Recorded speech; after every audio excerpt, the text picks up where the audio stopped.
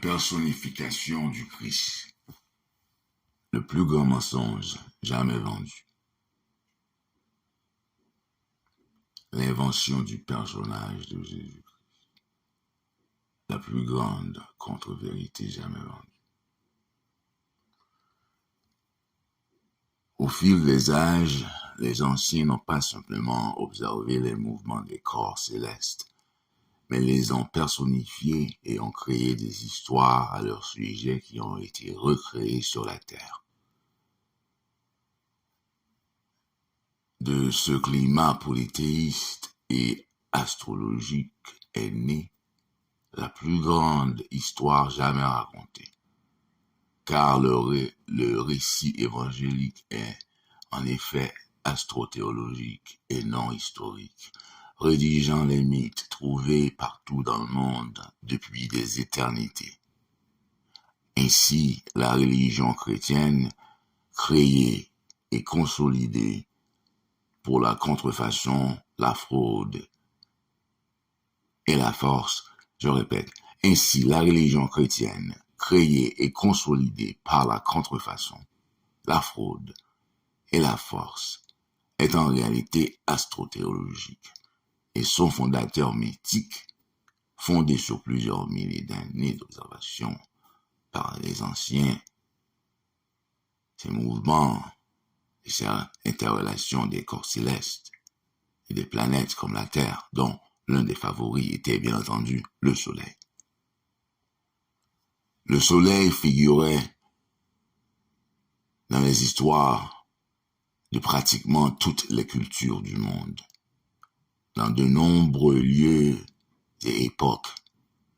Le Soleil était considéré comme le mandataire le plus visible du divin et le plus puissant dispensateur de l'esprit. Il était considéré comme la première entité du vide et l'ancêtre de toute vie et matière.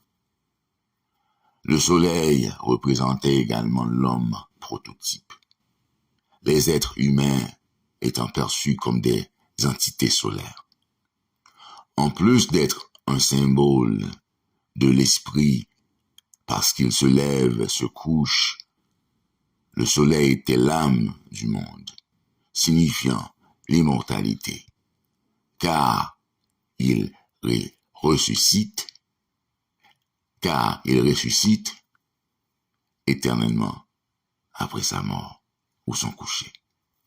Il était également considéré comme le purificateur de l'âme, comme l'a indiqué. Par conséquent, depuis au moins l'époque égyptienne jusqu'aux chrétiens gnostiques, le Soleil, avec la Lune et les autres corps célestes, étaient considérés comme un guide vers l'au-delà.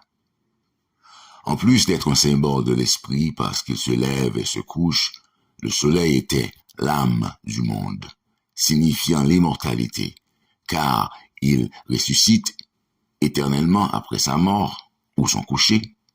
Il était également considéré comme le purificateur de l'âme. Par conséquent, depuis au moins l'époque égyptienne jusqu'aux chrétiens gnostiques, le Soleil, avec la Lune et les autres corps célestes, était considéré comme un guide vers l'au-delà.